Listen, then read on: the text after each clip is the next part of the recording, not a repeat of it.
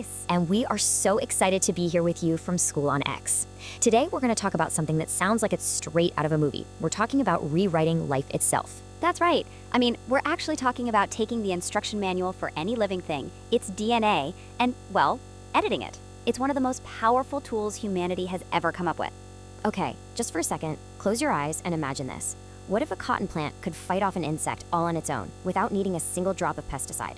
Or what if we could take everyday bacteria and turn them into tiny factories that make life-saving medicine? It sounds like science fiction, doesn't it? But here's the amazing part, it's not. This is the real world of biotechnology, and it's happening right now all around us. You know, we believe that the best way to really get a handle on science is through its stories. And today, we're so excited to share one of the biggest stories of our time, how scientists are figuring out how to rewrite the code of life to solve some of our biggest challenges, everything from hunger to disease. Okay, you ready to dive in? Here's our plan for today. We're going to start with the big picture, the biotech revolution. Then we'll zoom in on how it's changing our farms. After that, we'll look at its incredible impact on our health, tackle some of the trickier ethical questions, and then we're going to turn it over to you. Ready to go, Grace? Let's do it. All right, so our story really starts with a problem. Back in the middle of the 20th century, we had something called the Green Revolution, and it was a total game changer. We used better crops and agrochemicals, and we managed to triple the world's food supply. Which is an unbelievable achievement. But there was a catch. The world's population didn't stop growing, and those methods were starting to hit a wall. Plus, agrochemicals can be really expensive, not to mention tough on the environment. We needed a new kind of revolution. We needed a gene revolution. And that's where genetically modified organisms, or GMOs, step onto the stage. Now, this is all about making very precise, targeted changes to an organism's DNA. And the possibilities here are just mind-blowing. We're not just talking about getting more food, we're talking about making plants that are tougher, plants that can survive a drought or a freak cold snap. Exactly, or plants that can fight off pests all by themselves so we don't have to use so many chemical sprays. We can even boost their nutritional value, like with golden rice. It's been engineered to be packed with vitamin A, which is a huge deal for fighting nutritional deficiencies around the world. It's like precision engineering, but for biology. Okay, so let's zoom in on that first big area, agriculture. How in the world are we actually building these better plants? This is where it gets really, really cool. Let's kick this off with a story. A story about a farmer, a plant, and a very, very hungry caterpillar. All right, meet the villain of our first story, the cotton bollworm. For a cotton farmer, this little guy is an absolute nightmare. Just look at what it does. It burrows deep inside the cotton boll, the part of the plant that makes the money, and just destroys it from the inside. One infestation can wipe out a farmer's entire harvest, their entire livelihood. For years and years, the only solution was to spray tons and tons of chemical pesticides. But what if the plant could fight back? This is where the science is just brilliant. Scientists found this bacterium in the soil called Bacillus thuringiensis. We just call it BT for short. And this bacterium makes a protein that's toxic to certain insects. So they thought, hey, what if we take the gene that makes this protein and put it inside the cotton plant? Now the plant makes its own bodyguard. Here's how it works. The bollworm chomps down on the plant and swallows this protein, which at this point is just an inactive protoxin. So it's totally harmless at this stage, right? Completely. It's harmless to the plant, it's harmless to us if we touch it. But inside the insect's gut, the pH is highly alkaline.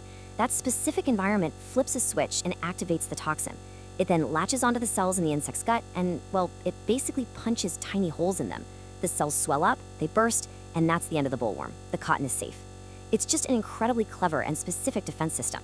Okay, so that's a brilliant solution for a pest you can actually see. But what about an enemy that's invisible? Let's move to our next story. Take a look at this. These are the roots of a tobacco plant, and they've been infected by a microscopic worm, a nematode, called Meloidigene incognitia. These knots, you see, completely cripple the plant's roots, and it can't absorb water or nutrients properly. The result? A massive loss in yield. So, how do you fight an invasion you can't even see? You fight it with silence. It turns out that all living cells, yours, mine, a plant's, have this amazing defense system called RNA interference, or RNAi. The best way to think about it is like a biological mute button. Normally, the instructions from DNA are carried by a molecule called messenger RNA, or mRNA. RNA uses a tiny piece of RNA to find a very specific mRNA target and basically stick to it, which prevents the cell from reading the message. The gene gets silenced. It's muted. And here's the genius move. Scientists found a gene that is absolutely essential for that nematode to survive. Then, they engineered the tobacco plant to start producing a special kind of RNA that is a perfect match for that specific nematode gene. So, when the nematode burrows into the root and starts to feed, it accidentally drinks up the special RNA from the plant. And bam, The mute button gets pressed. The nematode's own cellular machinery sees this RNA, finds its matching vital gene, and shuts it down. The parasite simply can't survive. The plant becomes this silent, invisible trap, defending itself from the inside out. It's just a beautiful example of how precise this technology can be. Okay, so we've gone from protecting our food to protecting our own bodies. The very same ideas about genetic engineering that changed farming are also performing miracles in medicine. And this part of the story is deeply personal for millions and millions of people all over the globe. For anyone with diabetes, insulin isn't just a medicine. It's what keeps them alive. For a long, long time, the only way to get it was by extracting it from the pancreas of slaughtered pigs and cattle. And I mean, it worked, but it was a messy business. It could cause allergic reactions because it wasn't a perfect match for human insulin, and there was always a worry about having enough supply. But then, biotech came along with this radical, incredible new idea. What if we could teach a simple bacterium, like E. coli, to make perfect human insulin for us? Now, this turned out to be a bit of a puzzle. It wasn't as simple as just taking the human insulin gene and dropping it into the bacteria. The biggest challenge was that in our bodies, insulin is first made as this inactive version called a prohormone. You can see it here. It has the two chains we need, the A and B peptides, but they're stuck together by this extra bit called the C peptide. For the insulin to actually work, that C peptide has to be cut out. The problem was, bacteria just don't have the right tools to do that cutting. So the scientists at a company called Eli Lilly came up with this absolutely brilliant workaround. They thought, okay, instead of trying to make the whole thing at once, let's build it in two separate pieces. So they made two different DNA sequences, one just for the A chain and another just for the B chain. They put these into bacteria using something called plasmids, which are these little circles of DNA that bacteria love to absorb. So you ended up with one giant vat of bacteria churning out nothing but A chains and another giant vat churning out nothing but B chains. The bacteria basically became these tiny insulin part factories. All the scientists had to do then was harvest the chains and chemically link them together to create pure, 100% functional human insulin. It was a massive breakthrough that completely changed how we treat diabetes. You know, making medicines is amazing, but what if you could fix the problem at its source? So many diseases are hereditary, caused by a single faulty gene that gets passed down. Gene therapy is kind of the ultimate dream here. Instead of just treating the symptoms for your whole life, what if we could actually correct the genetic defect itself? It's like finding a typo in the body's main instruction manual and just fixing it. And that brings us to another really powerful story. Back in 1990, a little 4-year-old girl became the very first person to ever receive gene therapy. She had a rare condition called ADA deficiency. It's caused by one missing gene, and without it, her immune system just didn't work at all. So here's what the doctors did. They took some of her white blood cells, her lymphocytes, out of her body. Then, using a harmless virus as a tiny delivery truck, they inserted a working copy of the ADA gene into those cells. And then they put those corrected cells back into her body. And you know what? It worked. Her immune system started to function. Now there was a catch. Those lymphocytes don't live forever, so she would need to get these treatments periodically.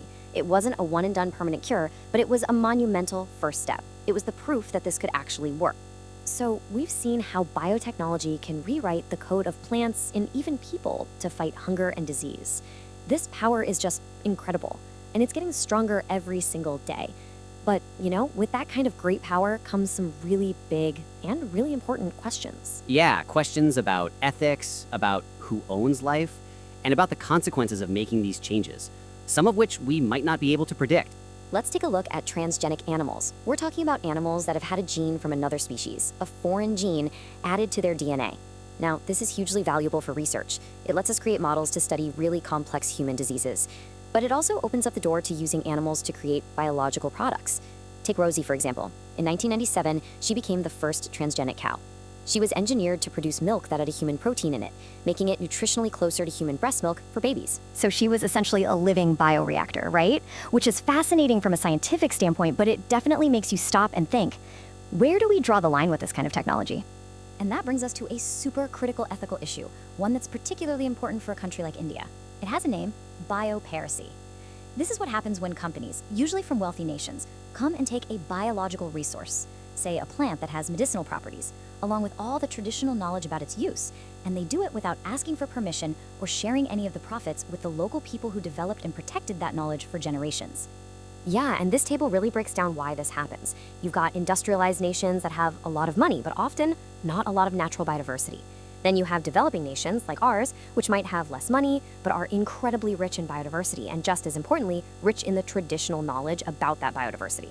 It creates this imbalance that can easily be exploited. And there is no better example of this than the story of our own basmati rice.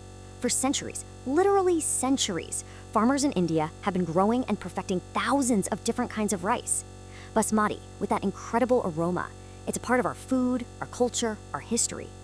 But then, in 1997, a company in the US was given a patent on a type of basmati they had developed from varieties grown by Indian farmers. They called it a new invention. And that was a huge wake-up call for the whole world. It started this massive debate, asking, can you really patent something that communities have developed over hundreds of years? It's a fight that's still going on today, how we protect this knowledge and make sure the benefits are shared fairly. Wow, we have covered a lot of ground today. We've gone from plants that can defend themselves to bacteria making insulin, to the first steps in fixing our own genes, and all the way to these really complex ethical questions. The story of biotechnology is definitely not finished. In fact, it's still being written. And that, right there, is the most exciting part. These tools are getting better, cheaper, and easier to use every single year. And you know what that means? It means the person who writes the next amazing chapter in this story, well, it could be you. So we want to leave you with one final question to really think about. If you had these incredible tools in your hands, what would you do with them? Would you try to create crops that can grow in the desert to fight famine? Would you design bacteria that could eat the plastic in our oceans? Or maybe you'd hunt for a cure for a disease that has affected your own family. The possibilities are truly endless. The future is in your hands. Thank you so much for joining us. We're Adam and Grace, and we're so proud to be from SchoolOnX. Keep asking those big questions and never, ever stop exploring.